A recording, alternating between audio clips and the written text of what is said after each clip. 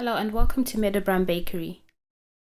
I love this time of year because there's so many fresh fruit available, and I love to go strawberry and raspberry picking this time of year. I also like to pick other fruit, but on this day I decided to go and pick some strawberries and raspberries.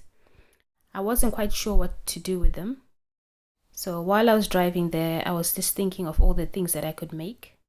I definitely knew I was going to eat some, but I also wanted to make something with them.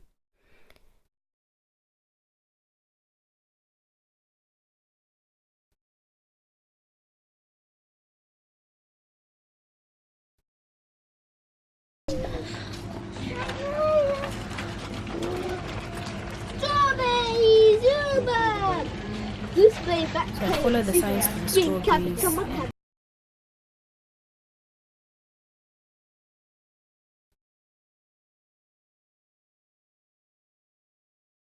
Then started picking the strawberries. You can see some of them are very ripe and some of them still not ripe. So we just went for the really ripe ones, but not too soft. If I want to make jam, I don't need very soft ones. I want them to be slightly hard. Nice and juicy. You have to really resist eating them. And then just put them in there. And I've finished now picking the strawberries and I'm heading to the raspberries. There are some nettles amongst the raspberries, which make them quite tricky to pick, so I have to be very careful.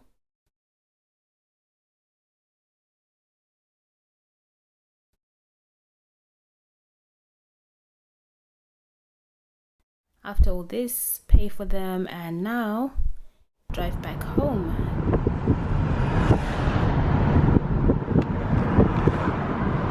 And now I'm back home. I've got my strawberries, my raspberries, and this is the jam sugar that I use. I bought some bananas too for some banana cake later on. So I'm going to now make some jam before I sit down and relax.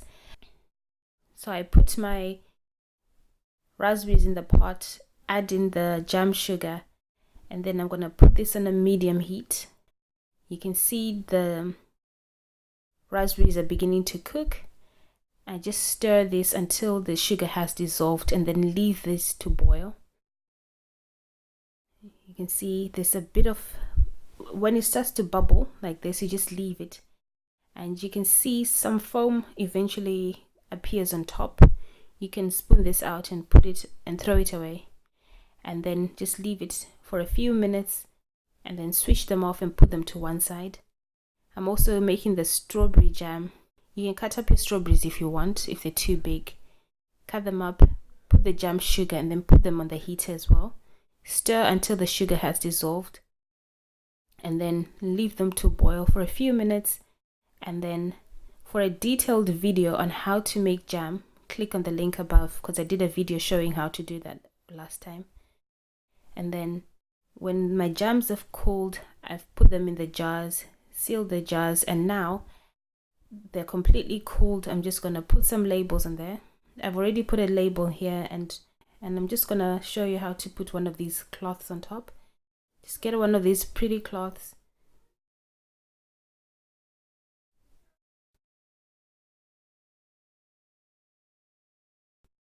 Secure it to the rubber band. And then you can also add a tag like this one, which shows that it's handmade. You can address it to whoever you want it to. And then you can tie the ribbon onto the jar.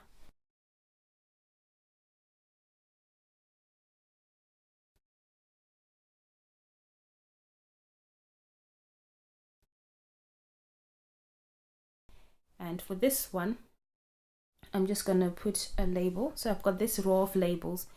You can choose which one you want. I'm going to choose a strawberry one because this is strawberry jam.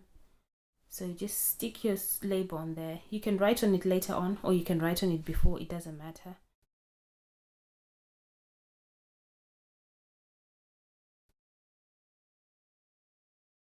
And then I've got one of these cloths with a strawberry on it. So I'm going to use this for the lid, just to cover the lid. It just makes it look pretty. Put one on the lid, secure it with an elastic band, and that's it.